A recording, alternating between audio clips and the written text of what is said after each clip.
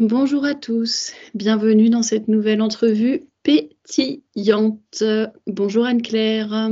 Bonjour Thérèse, bonjour à toutes. Bon, vous avez vu le titre. Aujourd'hui, nous allons parler de la joie parce que nous sommes deux expertes de la pétillance et de la joie. Voilà, non, c'est impossible. Allez, bonjour à tous, bienvenue dans cette entrevue pétillante. Ça, c'était une idée d'Anne-Claire, de faire une entrée en matière comme ça pour parler de la joie. Bonjour Anne-Claire, comment vas-tu? Bonjour Thérèse, j'ai trouvé que cette blague était très drôle. Ah là là. Bon, vous l'avez compris, aujourd'hui, nous allons vous parler de la joie. La thématique du mois de mai, c'est la thématique de la beauté. Donc, si vous n'avez pas trop vu ou suivi les articles, les podcasts, etc., n'hésitez pas à vous abonner à la chaîne, à regarder les différents liens que je mets en dessous du podcast avec les liens vers le blog, les réseaux sociaux, etc., parce que c'était vraiment cette thématique de la joie qui a, depuis le début du mois de mai, a été abordée, de la beauté, pardon, qui a été abordée sous toutes ses coutures depuis le début du mois et on trouvait que on avait déjà parlé de beauté, je crois, dans plusieurs entrevues pétillantes. Donc on s'est dit qu'une thématique. On a parlé de toi, Thérèse, oui. Merci. Et on a parlé, on s'est dit que la joie était quand même un sujet connexe à la beauté. Pour moi, c'est vraiment la beauté de la joie chrétienne, l'émerveillement. Enfin, tout ça est quand même lié. Donc aujourd'hui, nous allons vous parler de la joie. Est-ce que tu veux commencer, Anne-Claire, du coup, à parler de cette joyeuse thématique? Bon, écoute, on peut proposer quelques petites idées pour ne pas tomber contre le vague à l'âme, en fait, tout simplement. On a tous un petit peu, quelquefois, du vague à l'âme à cause de certaines situations de la vie qui nous font nous rendre tristes, à cause de notre cycle, à cause de beaucoup de choses. On a souvent des petits moments de petits coups de mou. Et donc, pourquoi pas trouver quelques astuces pour nous redonner un petit peu la pêche. Exactement. Alors, je peux proposer quelque chose que tu fais très souvent, Thérèse, chanter. Ne me demande pas une démonstration. Oh, dommage. Je sais que ça. On l'a déjà fait une fois.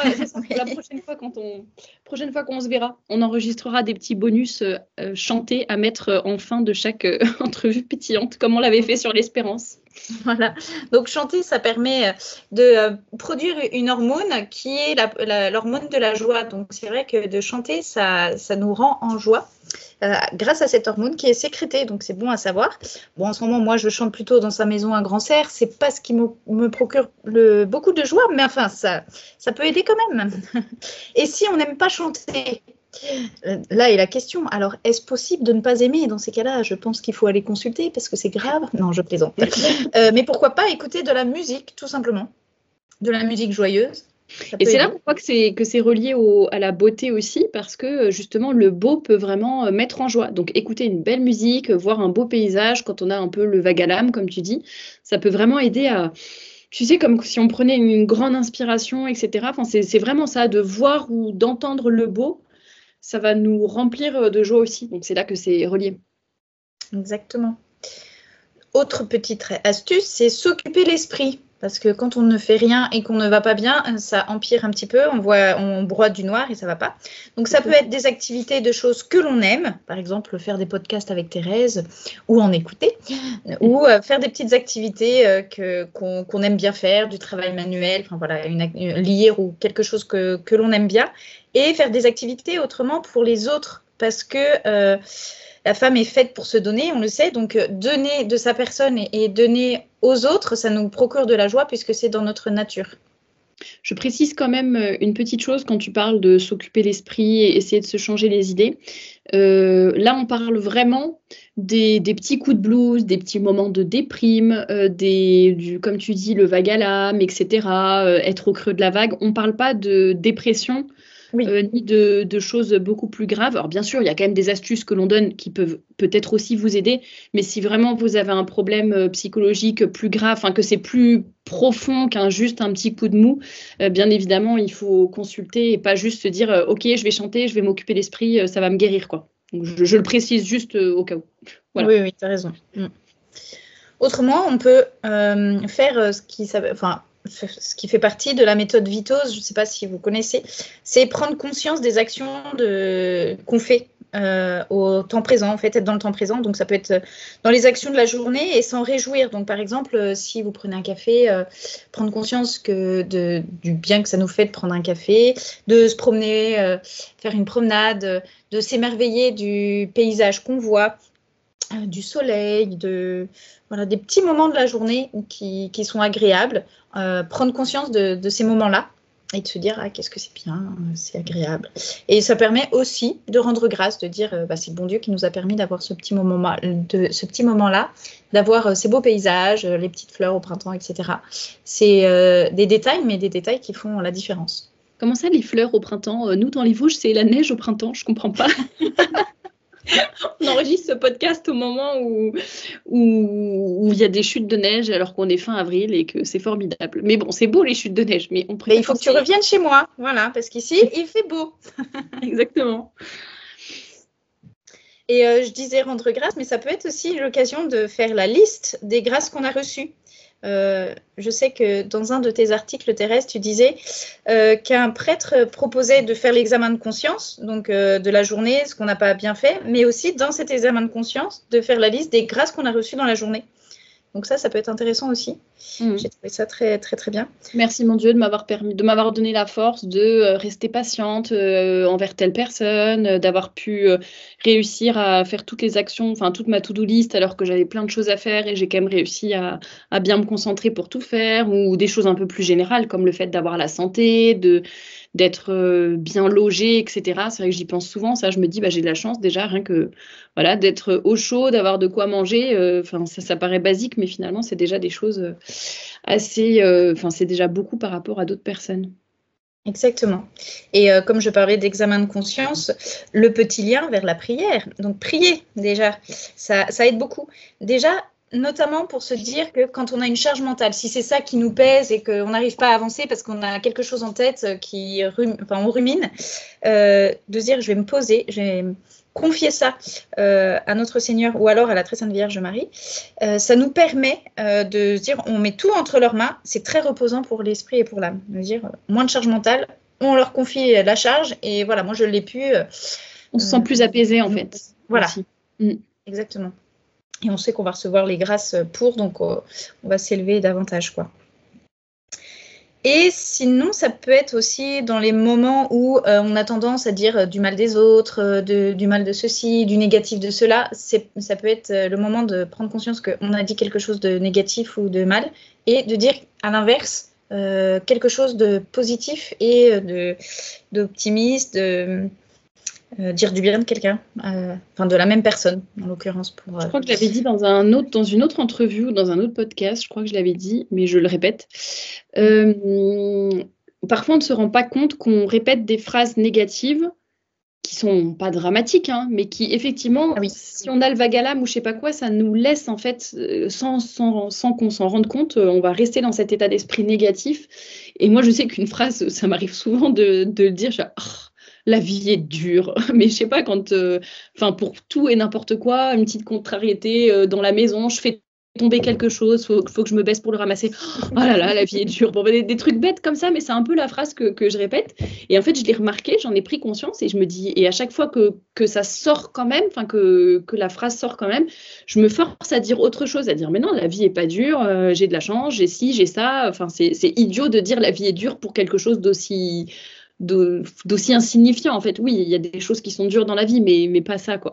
Donc ça peut être faire attention, avoir des petits quand on sait que, comme tu dis, quand on sait qu'on dit quelque chose de négatif, essayez de trouver une phrase positive à la place.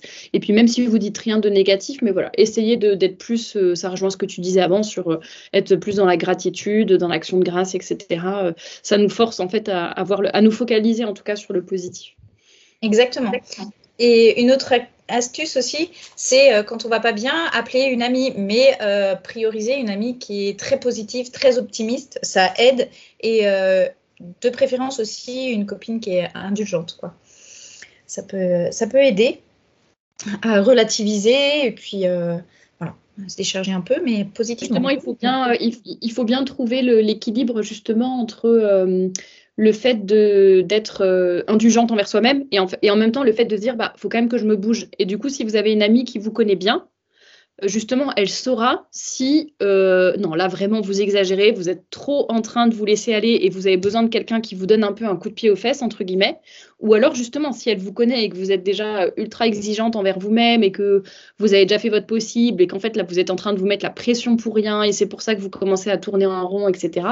Et bien justement, comme cette bonne amie vous connaît bien, ou votre sœur, ou peu importe, elle sera capable de vous dire non, là, faut que tu ralentisses, faut que tu sois indulgente, prends un petit moment pour toi, etc. Enfin, c'est ça l'avantage de contacter quelqu'un qui nous connaît bien aussi. Exactement, oui, c'est ça. Et une autre astuce, c'est de penser à quelque chose d'agréable. Le but de cet exercice, c'est les jours où vous allez bien, c'est déjà d'imaginer cet endroit. Ça peut être un lieu. Si vous êtes par exemple en vacances, que c'est agréable, etc., essayez de penser à ce moment-là et de vous dire, plus tard, le jour où j'irai pas bien, faudrait que je repense à ce moment-là qui était très agréable. Et ça marche bien. Ça marche assez bien. Ça me fait penser un peu aussi à ce que tu disais dans le podcast sur l'hypnose. Et c'est ce que j'allais dire, c'est exactement ça. Mais justement, pour que ça fonctionne mieux, c'est bien les jours où ça va bien, où vous passez un moment vraiment super, de mémoriser le moment venu, le moment où vous le vivez.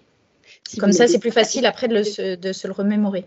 Si vous n'avez pas écouté le podcast sur l'hypnose, nous vous le recommandons.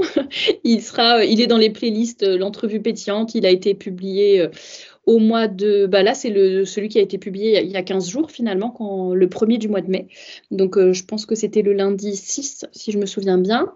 Et n'hésitez pas à vous y référer. Et je fais une toute petite parenthèse, parce que j'ai oublié de le dire tout à l'heure, mais que Anne-Claire est donc la rédactrice en chef et créatrice du magazine Brin de Peps, qui porte très bien son nom. Et justement, si vous avez besoin de retrouver la joie de vivre et la pétillance au quotidien, eh bien, n'hésitez pas à vous abonner à sa revue. Et tous les liens sont juste en dessous du podcast. Voilà. Et vous pouvez nous écouter aussi sur Spotify, je le précise. Voilà, c'est la petite parenthèse tant que j'y pense. Je te laisse continuer, pardon. Voilà. Non, mais justement, le lien est parfait puisque j'allais justement dire que dans une des revues Brin de Peps, il y avait, je crois que c'est pour l'hiver, c'est une revue d'hiver, je ne sais plus laquelle, où on proposait de mettre une boîte. Et chaque moment de l'année où il y a quelque chose de très agréable, un moment en famille, un moment qui nous a fait du bien ou quelque chose de très positif, on le note sur un papier, on le met dans une boîte et le jour de l'an, on rouvre la boîte et on se remémore tous les bons souvenirs de toute l'année. Et ça peut être ça aussi, d'ouvrir cette boîte les jours où on n'est pas très bien et de se remémorer ses souvenirs. Ça peut être une idée. Est-ce que tu aurais d'autres petites astuces? Oui, eh bien, mais quelque chose. Oui, je peux proposer, d'ailleurs, dans une autre revue, la numéro 4, exactement page 10, je propose les 5 remèdes contre la tristesse selon saint Thomas d'Aquin. Donc, vous allez voir que c'est assez épatant ce qu'il propose. Donc justement, pour éviter ces moments de tristesse, il propose 5 astuces, 5 remèdes. Et le premier remède qu'il propose, c'est de pleurer. Alors nous, on parlait que de choses pétillantes, positives, etc. Et lui, il propose l'inverse, il dit il faut pleurer. Alors c'est pour justement se décharger de ce surcroît d'émotions. J'allais dire, c'est pour évacuer finalement. Enfin, plutôt que de nier ou de refuser ce qui se passe en nous, c'est aussi savoir finalement laisser aller un petit peu, évacuer et ensuite repartir sur des bonnes bases, quoi. Voilà, il disait lui-même d'ailleurs, quand il écrivait dans ses confessions, que quand il se désolait de la mort de son ami, il ne trouvait un peu de repos que dans les gémissements et les larmes. Voilà, ça lui a permis de... Il dit que les larmes et les gémissements atténuent naturellement la tristesse. Et il explique pourquoi. Il dit que c'est pour 2 raisons. Tout ce qui nuit, si on le garde pour soi, est plus affligeant parce que les attentions de l'âme s'y concentrent davantage. Au contraire, lorsqu'on l'extériorise, l'attention de l'âme se trouve en quelque sorte dispersée au dehors et de la douleur intérieure en est diminuée. C'est pour ça que lorsque des hommes plongés dans la tristesse la manifestent par des pleurs, les gémissements ou même des paroles, cette tristesse en est atténuée. Voilà. Oui, c'est ça, c'est partagé, oui. Deuxième remède contre la tristesse, Anne-Claire. eh bien, ça va nous plaire. C'est de dormir et de prendre soin de soi. Donc, c'est pas mal, ça nous convient. Notamment parce que ça arrive souvent que nous soyons tristes, etc. Parce qu'on a un manque de sommeil, un manque de magnésium, un manque de ceci, de cela. Et de dormir, ça permet de réparer tout ce manque de sommeil, évidemment. Voilà, j'arrive pas à trouver les mots, mais vous essayez de comprendre ce que je veux dire. Alors désormais, nous parlerons par énigme et puis à vous d'interpréter. C'est ça. Non, ça permet de chasser l'anxiété de l'âme, en gros. Et en plus, quand on dort et quand on fait des rêves, etc., je l'avais d'ailleurs dit dans le podcast sur l'hypnose, donc encore une fois, si vous ne l'avez pas écouté, vous pouvez aller le réécouter. Ça permet d'extérioriser toutes les émotions qu'on a eues dans la journée et d'extérioriser tout ça. Donc, ça permet de faire du bien. Et puis, prendre soin de soi, cela va de soi, ça nous fait du bien aussi. Pour souffler, extérioriser. Encore une fois, en juste mesure, hein, toujours. Hein, c'est l'équilibre et c'est pas se dire tiens, on m'a dit de me faire plaisir parce que j'avais le vague à l'âme, je plaque ma maison, mon mari, mes 5 enfants, je pars toute la journée faire je sais pas quoi loin. C'est pas ça qu'on a dit. Oui, tout à fait. Tu fais bien de le préciser. Troisième remède. Oui, s'octroyer un petit plaisir. Donc ça peut être prendre un petit carré de chocolat. Voilà. Voilà. Donc, bon, je vais pas le développer, mais ça fait un petit effet antidépresseur, quoi. Rien que de se dire, je vais prendre un chocolat, bon, ça fait du bien. Moi, c'est, je vais prendre un petit café, ça fait du bien. Voilà. Quatrième remède, la compassion de nos amis. Donc, c'est ce qu'on disait un petit peu tout à l'heure, parler à un ami, ça nous permet de nous décharger et c'est un soulagement. Ça nous permet d'extérioriser tout ce qui nous rend triste. Et quand je vais pas bien, j'envoie un message à Thérèse et puis après, ça me fait du bien. Parce qu'on donne mon numéro de téléphone et que tous ceux qui ont un coup de blues me laissent un petit message. Tu sais, je pense que ta boîte serait surchargée, Thérèse. Légèrement. Ou alors, on met juste une boîte spéciale où les gens se déchargent, mais tu n'es pas obligé de répondre. Ça, on peut faire ça aussi. Pas sûr qu'on ait la compassion en retour, mais... Voilà. Et cinquième et dernier remède, la contemplation de la vérité. Donc ça, c'est contempler les perfections de Dieu, la belle nature qu'il a créée. On parlait tout à l'heure de contempler la nature, les fleurs, etc. Et puis contempler le ciel qui nous a été préparé aussi. Ça nous permet d'avoir un puissant baume contre la mélancolie. Ça nous permet aussi, ça nous invite à nous élever au-dessus de nous-mêmes. Contemplation de la vérité et de la beauté. Et voilà, et de nous détacher de nous-mêmes, justement, et de nos soucis. Je voulais ajouter autre chose parce que là, donc, ce sont les remèdes de saint Thomas d'Aquin contre la tristesse. Si ça vous intéresse, il y a aussi le livre du père... je crois que c'est Ambroise, bon bref, peu importe, du père de Lombèze. Le livre est dans la bibliographie du blog, ça s'appelle Traité de la joie. Et pareil, il y a des remèdes comme ça, vraiment très concrets, un peu des étapes, etc. Si jamais on est un peu déprimé et tout. Et je me souviens qu'un des remèdes, c'était boire du vin. Donc je les ajoute, c'est complémentaire par rapport à saint Thomas d'Aquin. Non, bon, je plaisante, l'abus d'alcool est dangereux pour la santé, tout ça. Mais en vrai, c'est vraiment un super petit ouvrage, donc je vous le recommande.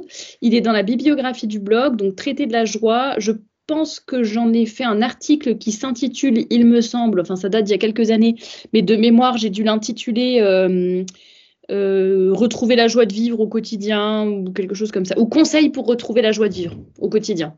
Je pense que c'était ça. Et donc n'hésitez pas, en tout cas, vous tapez joie sur le blog et vous l'aurez, ou vous allez dans la bibliographie, mais je pense que ça sera complémentaire par rapport à ce que nous a dit saint Thomas d'Aquin. Anne-Claire, je ne sais pas si tu avais d'autres choses à ajouter, d'autres astuces à donner ou d'autres conseils par rapport à la joie de vivre, toi qui as vraiment... Écoutez, les entrevues pétillantes, je pense que ça peut nous redonner la joie de vivre. Qu'en penses-tu ? C'est vrai qu'on reçoit beaucoup de... Et de lire Bram Petz. Ah oui, lire Brand Pup, Évidemment, évidemment. c'est marqué dans la description. Tout le monde, j'espère que tous ceux qui nous écoutent sont inscrits à Brand Pup, enfin sont abonnés plutôt. Non, j'allais dire, c'est vrai qu'on reçoit énormément de messages de personnes qui nous disent « Ah, c'est agréable de vous écouter, on retrouve le PEPS, etc. C'est sympa d'écouter vos échanges. » On est content que ça vous plaise en tout cas parce que nous, on prend beaucoup de plaisir à enregistrer ces entrevues pétillantes ensemble. Je crois que là, c'est déjà la 29e, si je ne me trompe pas, ou la 30e.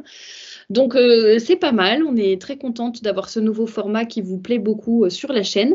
Si vous avez envie d'aller explorer d'autres choses sur la chaîne YouTube, il y a également des podcasts, des chroniques d'actualité, des chroniques de livres, des témoignages aussi, des entretiens. Enfin, voilà. Donc, n'hésitez pas à aller regarder tout ça et à vous abonner à la chaîne, à vous abonner à Brand Peps. Les liens sont dans la description. Anne-Claire, as-tu un mot pour la fin ou pas spécialement ? Vu ta tête, pas spécialement. Ce serait quand même drôle que les gens voient nos visages en même temps, mais voilà. Bon, en tout cas, on va vous laisser. Merci de nous avoir écoutés jusqu'à présent. Si vous avez des suggestions de thématiques pour les podcasts, n'hésitez pas. D'ailleurs, celui d'aujourd'hui, c'était l'une d'entre vous qui l'avait suggéré. Donc, merci beaucoup à cette personne. Et on vous dit à très bientôt pour une nouvelle entrevue pétillante. À bientôt.